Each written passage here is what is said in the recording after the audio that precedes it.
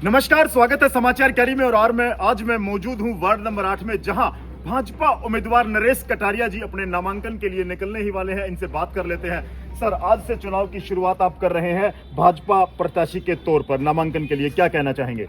सबसे पहले तो आपके न्यूज़ चैनल के सभी दर्शकों को मैं हाथ जोड़कर नमस्कार करता हूं और अपने वार्ड वासियों को, जो वार्ड 8 से मेरे को भाजपा पार्टी ने प्रत्याशी बनाया है, उनसे एक हाथ जोड़ कर अपील करता हूं, आने वाली 2 मार्च को आपने 2 वोट डालनी है। अब की बार मेयर भी आप ही चुनोगे, वार्ड पार्षद भी आप ही चुनोगे।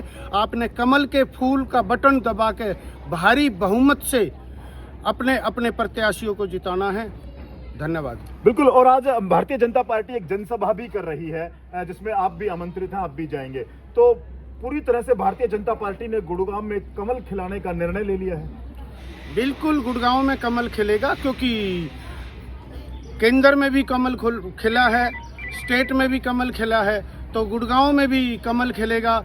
लेकिन मैं कल जब कार्यालय पहुंचा था, गुरु कमल पहुंचा था, तो वो हमें सबको यही आदेश मिले हैं कि नामांकन भरने के लिए सिर्फ आपने 4-5 व्यक्तियों के साथ जाना है और बाकी अपने जितने भी हमारे समर्थक हैं वो सारे के सारे कंपनी बाग और नियर मोर चौक, वहाँ पे सभी ने वहीं इकट्ठा होना है और वहाँ पे सभी वार्ड के पार्षद जो भारतीय जनता पार्टी के हैं, हमारी मेयर है, सभी वहीं पे एकत्रित होंगे आज। चलिए नरेश जी, कांग्रेस ने भी अपने प्रत्याशियों को मैदान में उतार दिया है, तो क्या माहौल समझते हैं? अब पूरी तरह से सब कुछ क्लियर हो चुका है, जिन्होंने नामांकन करना है वो तैयार हो चुके हैं, आज अंतिम दिन है। देखो, मैं केवल आपके चैनल के माध्यम से इतना ही कहूँगा, वो पार्टी है, वो पार्टी अपने भी कैंडिडेट उतारेगी।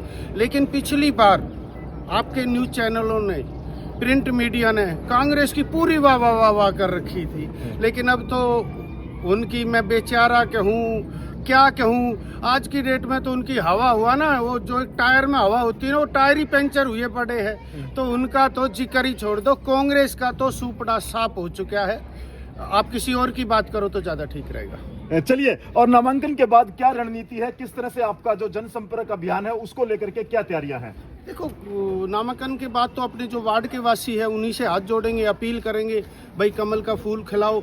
आपने हरियाणा में भी कमल का फूल खिलाया है, अभी दिल्ली में भी आपदा को भगा के और कमल का फूल खिलाने का काम किया है। ये छोटी सरकार है, जो मेयर है, पार्षद है, ये हम पर डे इन लोगों के काम आएंगे, तो इस छोटी सरकार को भी बनाओ और कमल का फूल खिलाओ। जी, मेहता जी मेरे से जुड़ने वाले हैं, मैं इनसे जानना चाहूंगा। बिल्कुल, नरेश जी ने पूरी तरह से ताल ठोक दी है और बड़े उत्साहित नजर आ रहे हैं कमल खिलाने को लेकर के, आपकी क्या राय है? बिल्कुल बिल्कुल ओके है, बिल्कुल कोई दिक्कत नहीं किसी से। भाजपा की जीत है। नरेश के भाई तो पहले जीत थी। अच्छा, नरेश तो पहले प्रधान रहे 5 साल। भाजपा की टिकट ने पूरी मोहर लगा दी है। पूरी मोहर लगाई जी, पूरी।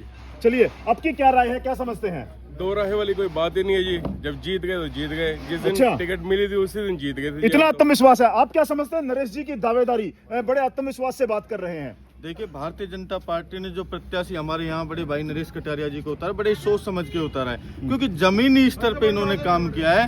हर व्यक्ति के साथ कंधे से कंधे मिलाकर खड़े रहे हैं। एनी टाइम जब भी इनको कॉल किया, हमेशा सुख दुख में जनता के साथ, वार्ड की जनता के साथ हमेशा तत्परता से खड़े रहे। निश्चित ही बड़े भाई नरेश कटारिया जी वार्ड नंबर 8 से बहुत ही भारी मार्जिन से 36 की 36 वार्डों में से पहला वार्ड होगा जिसमें सबसे ज्यादा मार्जिन होगा जीत का, ऐसा मेरा विश्वास कहता है। क्योंकि भारतीय जनता पार्टी ने जो इन्हें आशीर्वाद दिया और जो यहाँ की जनता आशीर्वाद दे रही है, पर डे हम जो मिल रहे हैं लोगों से, इतना हुजूम लोगों का देखने को मिल रहा है, तो पूछो मत।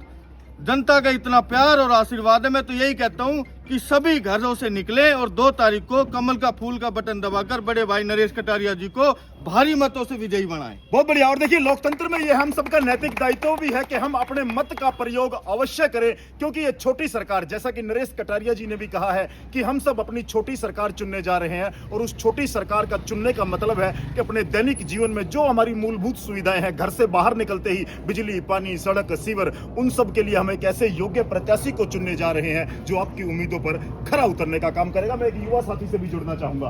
बिल्कुल, युवाओं का बड़ा 65% आबादी युवाओं की है, तो नरेश कटारिया जी को लेकर के क्या समझते हैं दावेदारी को? नरेश कटारिया जी जो हमारे वार्ड नंबर 8 से पार्षद कैंडिडेट है, बीजेपी ने जिनको टिकट दिया है, ये बहुत ही कर्मठ और जुझारू उम्मीदवार है। पिछले साल से 7 साल से ये सेक्टर 9 में वार्ड प्रेसिडेंट भी रह चुके हैं, सेक्टर 9 प्रेसिडेंट रह चुके हैं और उन्होंने बहुत ज़मीनी स्तर पे बहुत काम किए हैं। आप सेक्टर 9 की आप हालत देखिए जाके, सिक्योरिटी गार्ड, कैमराज, पार्क, सारी जो सुविधाएं उन्होंने प्रदान की है। और हम ऐसा ही विश्वास रखते हैं कि अगर वार्ड के पार्षद ये बनते हैं तो वार्ड की जितनी भी समस्याएं हमारी सारी सॉल्व होंगी और ये जुड़े रहते हैं लोगों के साथ। हम चाहते हैं ज़्यादा से ज़्यादा मतों से भाई नरेश कटारिया को जिताएं। चलिए, आप एक महिला हैं, नरेश कटारिया की उम्मीदवारी को कैसे देखते हैं, कैसे ये उम्मीदवार हैं? हम तो गए, हमारे मामा ने तो कोई काम के लिए कभी मना नहीं किया, चाहे रात को फोन कर ले चाहे दिन में फोन कर ले, हमें कभी भी मना नहीं किया। वैसे भी सहायता चाहिए होती है भाई, किसी भी प्रकार की, जब भी हमारे साथ खड़े रहते हैं।